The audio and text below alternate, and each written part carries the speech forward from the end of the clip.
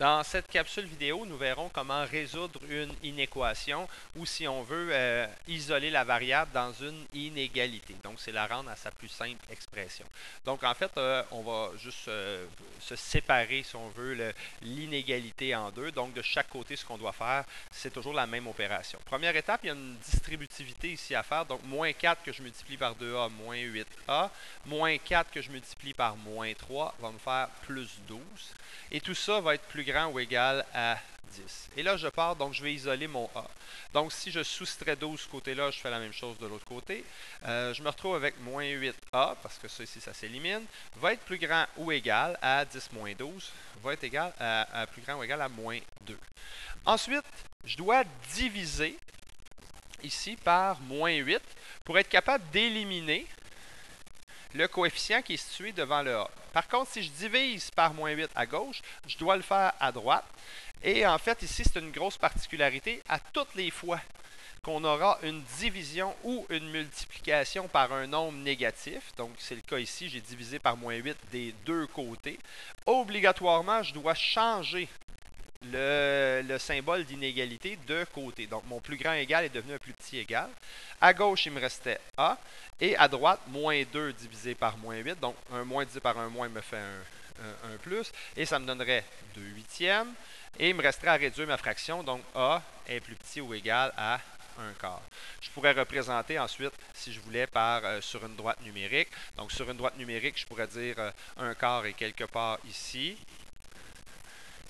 Et prendre tout ce qui est plus petit ou égal. Donc, c'est pour ça que j'ai mis mon point plein. Je pourrais aussi donner ma réponse sous forme d'intervalle, donc de moins l'infini jusqu'à 1 quart. Mon 1 quart, il est inclus. Mon infini, il est exclu. Ça serait une autre façon de donner ma réponse.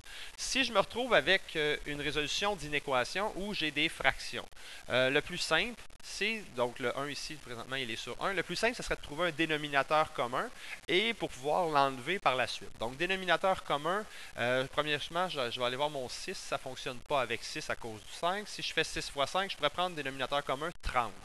Et effectivement, 30 fonctionnerait avec tous les éléments qu'on a. Donc, on part avec 30. Moins quelque chose sur 30 va être plus petit que quelque chose sur 30, plus sur 30. On va aller chercher nos numérateurs. Donc, 3 pour me rendre à 30, c'est fois 10. Si je veux faire fois 10 ici, ça me donne 20A. 5, je vais faire fois 6, donc fois 6 en haut, 18. Ici, c'est fois 5 en haut, 25A. Ici, c'est fois 30, donc évidemment, fois 30 en haut pour avoir une fraction équivalente. Ça me fait 30. Ensuite, j'ai mes dénominateurs qui sont communs. En fait, ce qui va se passer, c'est comme si je multipliais par 30 d'un côté, je multiplie par 30 de l'autre côté de l'inégalité, donc par 30 de l'autre côté. Ce qui se passe, c'est qu'on vient éliminer tous nos divisés par 30. Et là, maintenant, on a une variable de chaque côté. Donc, ce que je vais faire, moi, je vais décider d'enlever, par exemple, celle de gauche. Donc, je peux enlever moins 20A parce qu'il y en avait moins à gauche. J'ai décidé de l'enlever là.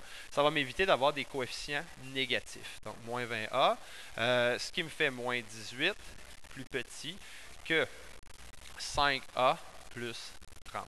J'enlève le 30, en fait, pour l'envoyer du côté gauche. Ça va me faire moins 48, qui est plus petit ici que 5A. Il me reste simplement à diviser par 5. Et comme je suis en train de diviser des deux côtés par un nombre positif, je n'ai pas à changer l'inégalité de côté. Donc, ma réponse ici va être A, qui est plus grand que moins 48 sur 5. C'est une fraction qui ne se réduit pas. Je pourrais la passer en nombre à virgule, mais ce qu'on souhaite généralement, c'est la garder en fraction si on n'a pas de contexte. Donc, moins 48 cinquième. Ça serait ma réponse. Je peux l'inverser si je souhaite aussi.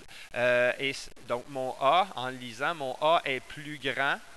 Quand je lis de gauche vers la droite, mon A est plus grand que moins 48 cinquième. Donc, je pourrais écrire A plus grand que moins 48 cinquième. Je pourrais le mettre sur une droite numérique.